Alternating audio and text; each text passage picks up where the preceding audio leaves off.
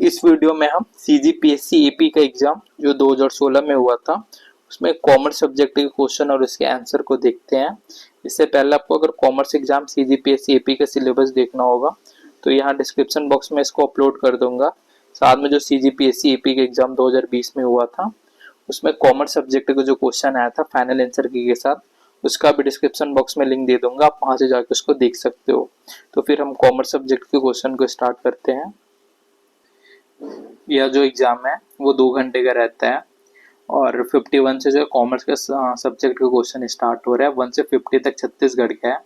इसका भी वीडियो मैंने अपने चैनल में अपलोड कर दिया, आप वहां से जाकर उसको देख सकते हो कि 2016 एपीसीजी में क्या क्या क्वेश्चन है। तो उसको अब हम क्वेश्चन देखते हैं। निम्नलिखित में से कौन से एक संगठन रेखा और स्टाफ संरचना के विषय में सही है?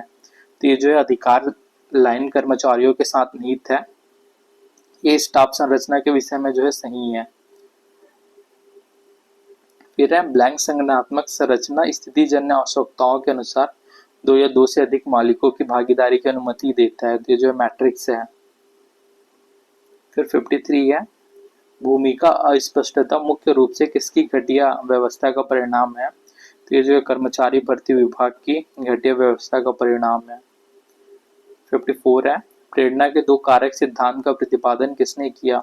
तो हार्जबर्ग ने किया था। ये क्वेश्चन है निम्नलिखित सिद्धांतों में से कौन सा सिद्धांत वाई को न्यायसंगत बनाता है? तो लोग आत्म प्रेरित होते हैं और काम करने के इच्छुक हैं, ये वाई को न्यायसंगत बनाता है। फिर है ब्लैंक विलियम ओची द्वारा प्रतिपादित किया गया था। तो ये जो है ईआरजे सिद्धांत जो है ये विलियम ओची द्वारा प्रतिपादित किया गया था। 57 है प्रबंधकीय जाल एक प्रदर्शन के मूल्यांकन के उपकरण के रूप में किसके द्वारा तैयार किया गया था? तो ये जो है माउंटन और ब्लैक के द्वारा प्रबंधकीय जाल एक प्रदर्शन के मूल्यांकन के रूप में तैयार किया गया था। फिर है अपवाद द्वारा प्रबंधन आमतौर पर किस विषय के बारे में बताता है? तो ये जो बताता है वह है प्रबंधन को दिनचर्या में शामिल नहीं होना चाहिए बल्कि रणनीतियों पर ध्यान केंद्रित करना चाहिए। ये जो है अपवाद द्वारा प्रबंधन के बारे में बताता है। फिर क्वेश्चन है 59 अपने उद्देश्य द्वारा प्रबंधन की अवधारणा को प्रतिपादित किया था। तो पीटर एफ ड्रकर ने जो है इसको प्रतिपादित किया था। 60 क्वेश्चन है प्रबंधन के सिद्धांतों में से एक क्रम का सिद्धांत अनिवार्यता किस विषय के बारे में बताता है? तो ये जो बताता है प्रत्येक वस्तु के लिए जगह है और प्रत्येक वस्तु अपने स्थान पर है, ये बताता है। फिर 61 है निम्नलिखित में से कौन सा सचिवी लेखा परीक्षा का एक उद्देश्य नहीं माना जाता? ये जो जांच करना और व्यक्तिगत रूप से सभी वित्तीय और लागत डेटा स्थापित करना इसका उद्देश्य नहीं माना जाता है।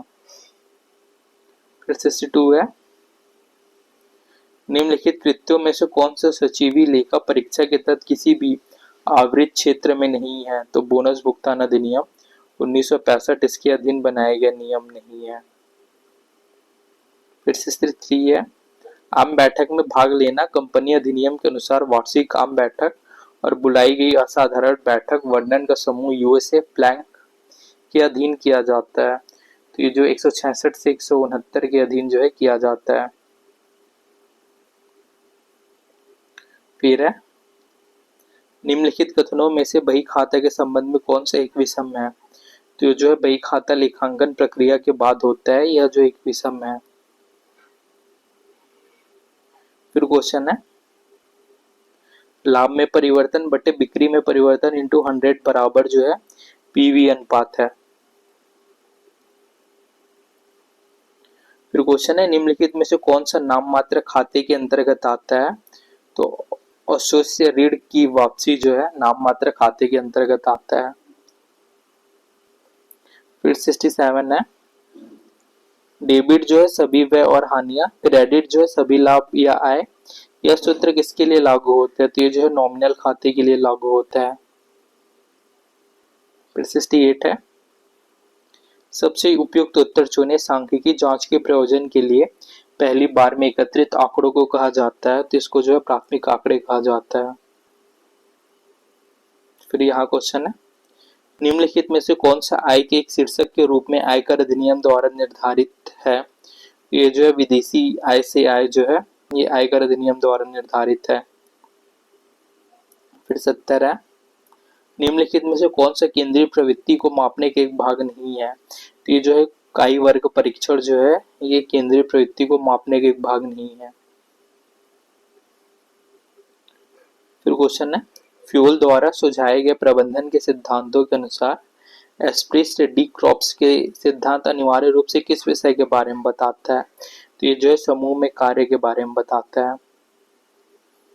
फिर 72 क्वेश्चन है, आयकर अधिनियम द्वारा परिभाषित शब्दावलियों के अनुसार वर्ष जिसमें अर्जित आय की जाती है को ब्लैंक कहा जाता है और कर योग्य आय को ब्लैंक कहा जाता है, तो इसे पिछला वर्ष और निर्धारण वर्ष कहा जाता है। क्वेश्चन है 73, आयकर अधिनियम की धारा 288 ए के अनुसार कर योग्य आय को किसके निकटतम गुणज में पूर्णांकित किया जाएगा? तो निकटतम विभाज्य संख्या के लिए ₹10 के गुणज में पूर्णांकित किया जाएगा। 74 है, निम्नलिखित में से कौन सा आयकर अधिनियम की धारा 231 के अनुसार व्यक्ति के रूप में शामिल नहीं है?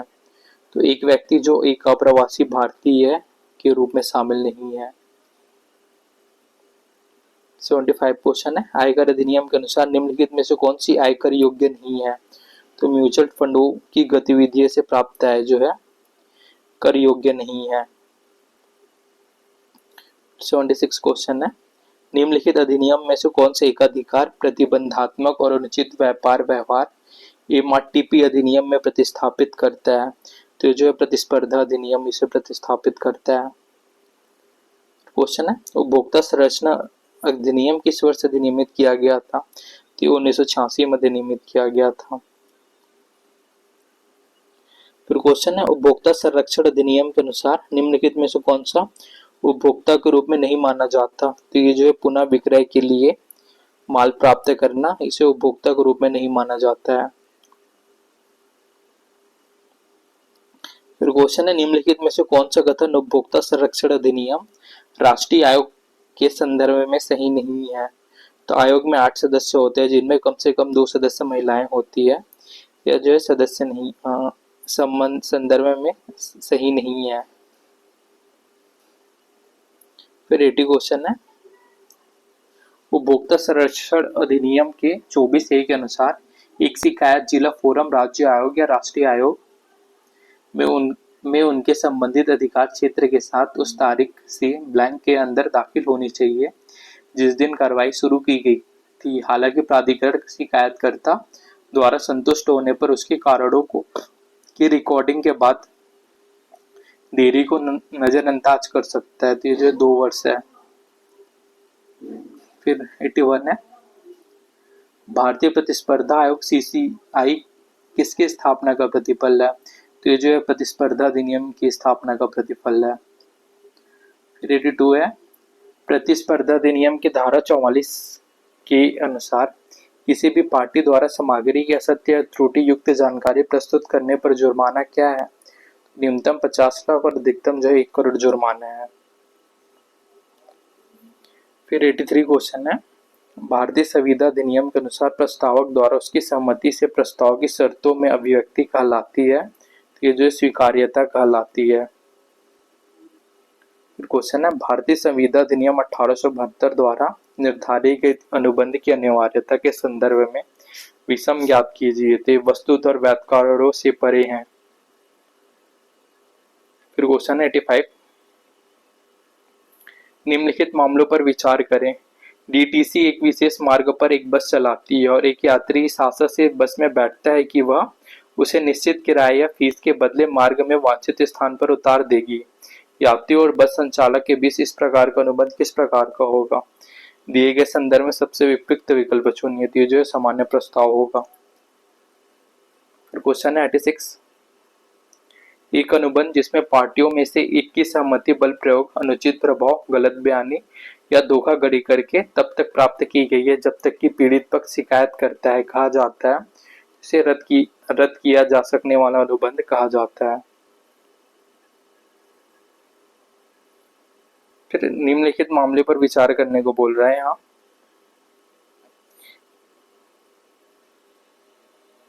यहाँ क्वेश्चन है, श्री श्याम को उसके पुराने फ्रिज की मरम्मत के लिए एक सौदे की पेशकश करने के लिए एक टेलीफोन कॉल करता है।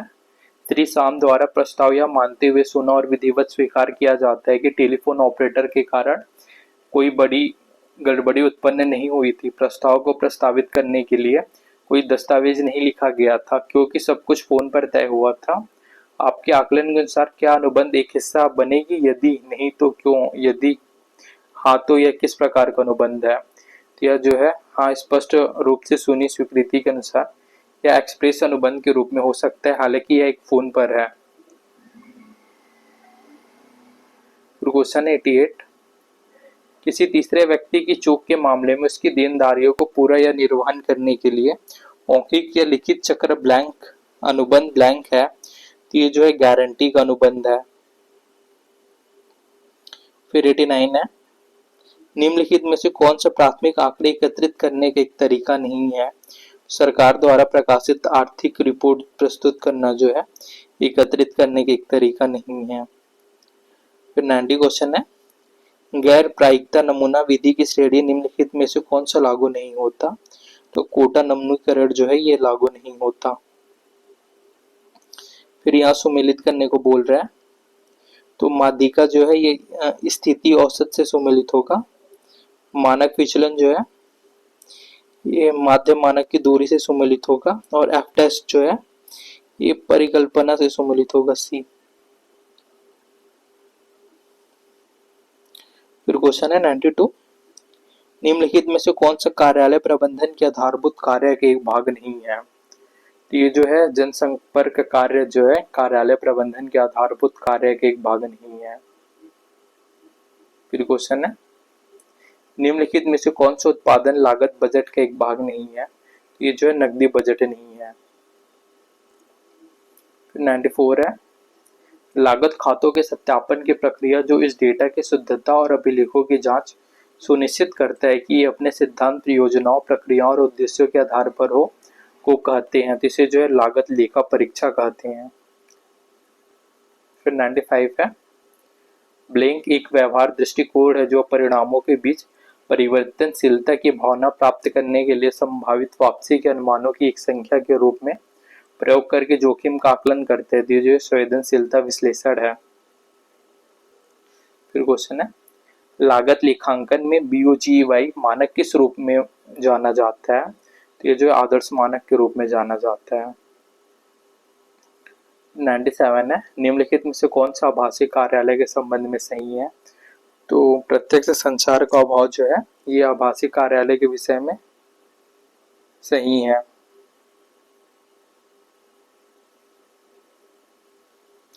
फिर 98 question, John F Wells general electric company के CEO के अनुसार कार्यालय प्रबंधकों के लिए एक को छोड़कर सभी भाग सफलता के नियम के भाग हैं। निम्नलिखित में से कौन सा अपवाद है? तो ये प्रबंधन करे, नेतृत्व नहीं, जो है एक अपवाद है। फिर 99 है, निम्नलिखित में से कौन से एक कार्यालय प्रबंधक द्वारा किए जाने वाले कार्यों के एक भाग नहीं है? तो कॉर्पोरेट रणनीति जो है यह जो एक भाग नहीं है। फिर 100 क्वेश्चन है, कथन है, लोग समूह लक्ष्यों की प्राप्ति के लिए एक संगठन में कार्य करते हैं, बी है कथन बी। समूह के लक्ष्यों को व्यक्तिगत लक्ष्यों के साथ गठबंधन नहीं किया जा सकता और कारण है, संगठन व्यक्तिगत लक्ष्यों को पूरा करने के लिए एक मंच प्रदान करता है। उपयुक्त में सही विकल्प चयन करें, सबसे उपयुक्त विकल्प। तो कथन एक जो है वो सही है और कारण आर जो है वो सही तर्क है। फिर 101 क्वेश्चन, इनको निम्न सही क्रम में लगाने को बोल रहा है, ये जो है वो तो पहला रहेगा वो छठवां उद्देश्य ज्ञात करना, ये पहला रहेगा। उसके बाद आएगा गतिविधि में कार्य का विभाजन, ये सेकंड में रहेगा। फिर गतिविधियों को समूहीकरण करना, ये थर्ड में है। फिर कार्यों में गतिविधि को निर्दिष्ट करना, ये जो है 4 में है। फिर कार्य में कमियों को लगाना जो है ये 5th में है। और आवश्यक अधिकारों को दूसरे को सौंपना, ये 6 में है।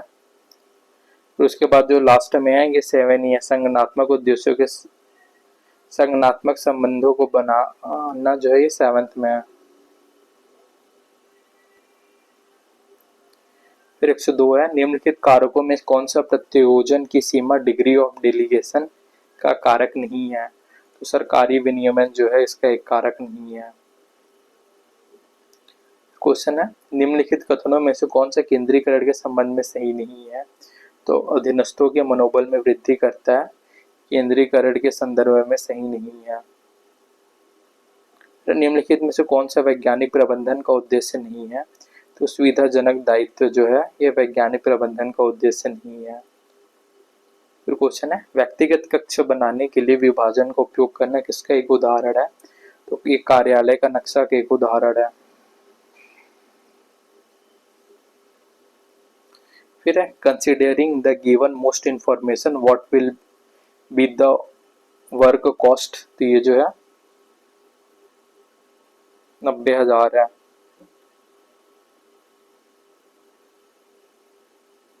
फिर क्वेश्चन है, निचले दिए गए डेटा पर आधारित सवालों के जवाब दे। फैक्ट्री का व्यय, प्रशासनिक व्यय, श्रम लागत, सामग्री और बिक्री व्यय, और इसके अमाउंट है 30,000, 20,000, 25,000, 35,000 और 10,000। अब दिए गए डेटा, यहाँ क्वेश्चन है, दिए गए डेटा लागत डेटा की सहमति में मुख्य लागत पता लगाएं। तो ये जो मुख्य लागत 60,000 है। फिर क्वेश्चन है, दी गई लागत जानकारी को ध्यान में रखते हुए लागत क्या होगी?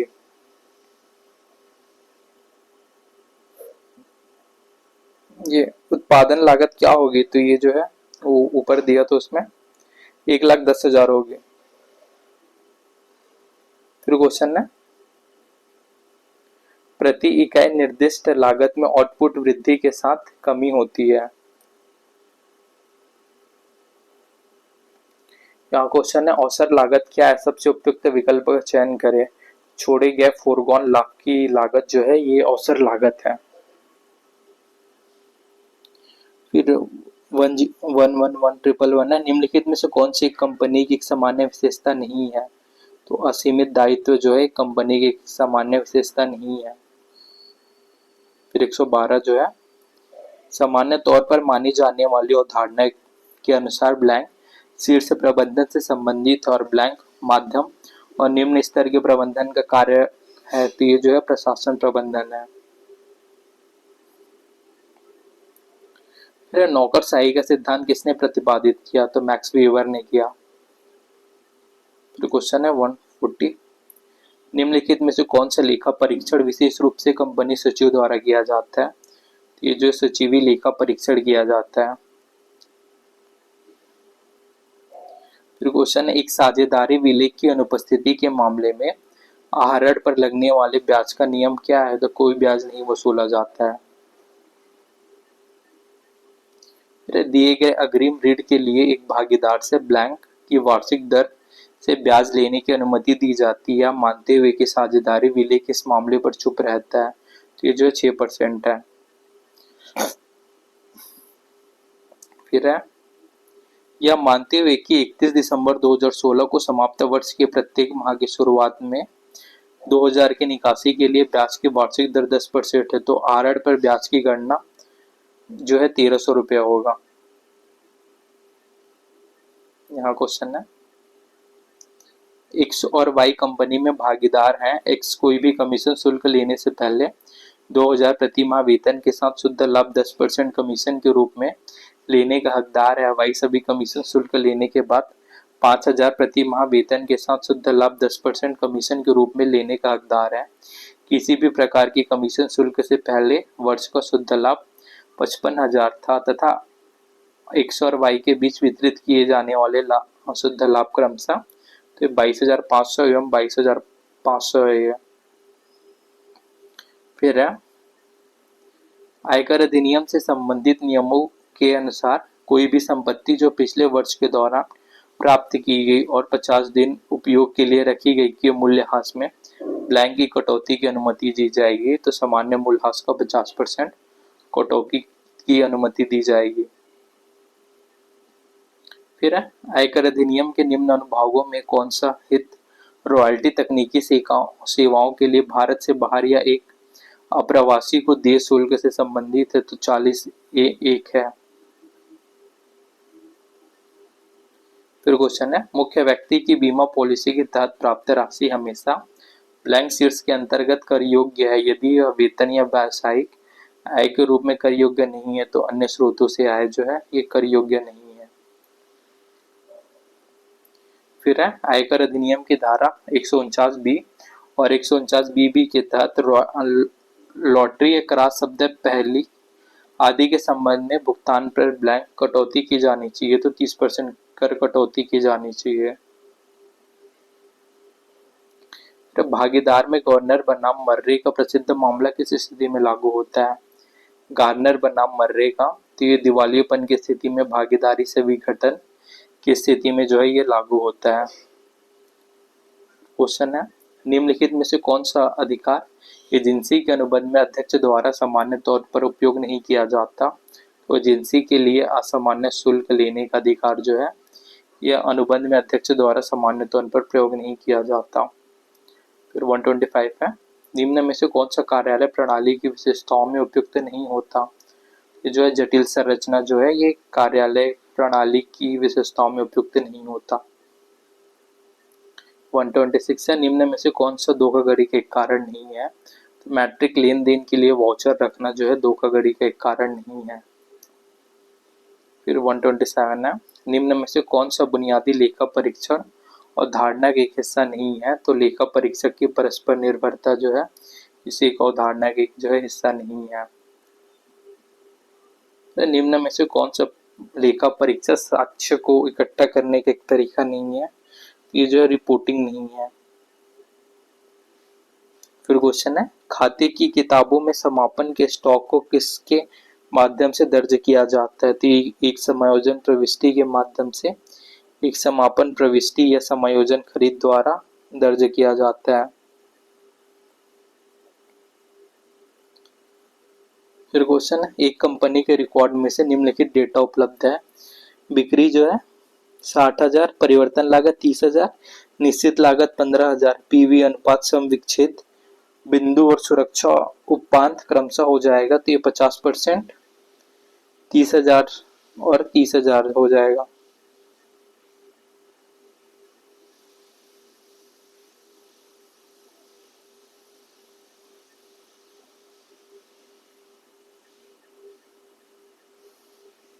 क्वेश्चन है, निम्नलिखित में से कौन से एक लेखा परीक्षक के रूप में नियुक्त किए जाने योग्य है?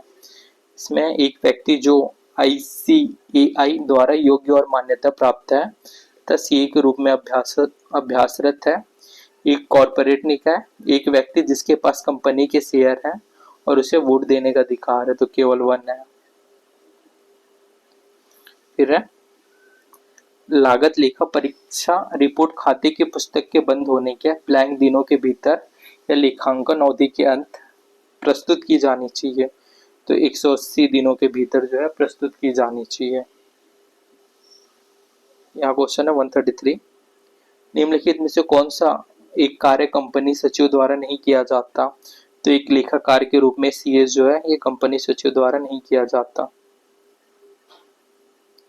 फिर इसमें मिलाने को बोल रहा है, तो सामाजिक लेखा परीक्षा जो है ये अभ्यारस्त सनदी लेखाकार से संबंधित है। फिर सचिवी लेखा परीक्षा जो है ये अभ्यारस्त कंपनी सचिव से संबंधित है। लागत लेखा परीक्षा जो है ये अभ्यारस्त लागत और कार्य अकाउंटेंट से संबंधित है। आंतरिक लेखा परीक्षा जो है ये लेखांकन में दक्षता रखने वाले वाणिज्यिक स्नातक से संबंधित है।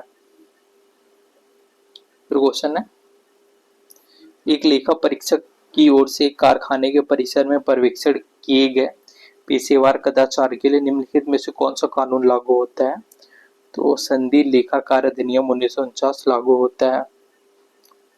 फिर 136 है, सेबी नियमन के अनुसार एक सार्वजनिक हिस्सेदारी के मुद्दे को मान्य करने के लिए जारी पूंजी कम से कम ब्लैंक प्रतिशत अवश्य ही प्रमाणित होना चाहिए, जिसके असफल होने पर इस मुद्दे को रद्द किया जा सकता है और एक भविष्य की तारीख पर पुनः जारी किया जा सकता है, तो ये जो है 90 है।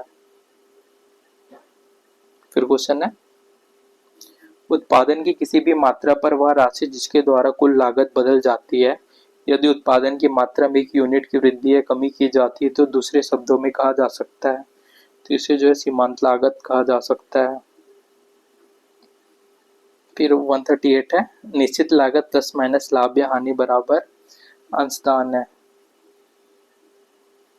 फिर है लाभ बट्टी वी बट्टी पी बट्टी वी अनुपात बराबर सुरक्षा का मापदंड। फिर 40 है बस परिवहन की तरह एक परिवहन मामले के लिए लागत वाली तकनीक का सबसे उपयुक्त तरीका होगा। ये संचालन लागत निर्धारण जो है ये सबसे उपयुक्त तरीका होगा। क्वेश्चन है प्रत्येक निकासी के लिए बराबर और अनुरूप जमा होना चाहिए। निम्नलिखित में से कौन सी लेखांकन अवधारणा ऐसा कहती है? ये जो द्विपक्षीय अवधारणा जो है ऐसा कहती है। फिर निम्नलिखित वस्तु पर विचार करने को बोल रहा है। यदि हम वर्ष 2015 के आधार के रूप में लेकर वर्ष 2016 के लिए एक सूचकांक संख्या का निर्माण करते हैं तो मूल्य क्या होगा? तो मूल्य जो 120 होगा, 120 रुपए होगा। यहाँ क्वेश्चन है एक सममित वितरण में माध्यम माध्यिका और बहुलक के बीच संबंध है। तो माध्य बराबर माध्यिका बराबर बहुलक जो है एक सममित वितरण में संबंध है। फिर 144 क्वेश्चन है कार्ल पियर्सन द्वारा परिभाषित संबंध के अनुसार निम्नलिखित सूत्रों में से कौन से सही है? बहुलक माध्य -3 माध्य माध्यिका बहुलक 3 माध्यिका -2 माध्य माध्यिका बहुलक प्लस 2/3 माध्य माइनस बहुलक, ये जो तीनों सही है। फिर है निम्नलिखित में से कौन सा अपकीर्ण के माप के संदर्भ में एक विषम है? तो सहसंबंध गुणांक जो है अपकीर्ण के माप के संदर्भ में एक विषम है। 146 है एक नकारात्मक विषम वितरण में निम्नलिखित कथनों में कौन से सही है? तो बाएं हाथ की ओर अतिरिक्त छोर जो है ये सही है। फिर है सहसंबंध गुणांक की गणना करते समय यदि गणना मान 0.959 के रूप में आता है तो निष्कर्ष वाक्य क्या होगी? ये जो है अत्यधिक धनात्मक सहसंबंध होगी। फिर 148 है निम्नलिखित में से कौन से एक सरकारी कंपनी की सबसे अच्छी परिभाषा हो सकती है?